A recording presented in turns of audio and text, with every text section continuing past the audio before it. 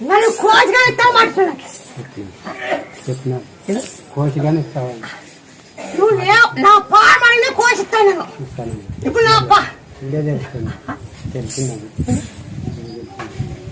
ఏంది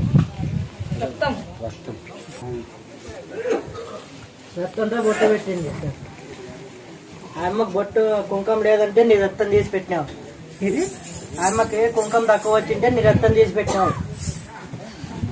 ఇప్పట నా రక్తం ఇస్తాను అన్నాడంట. ఇచ్చినావు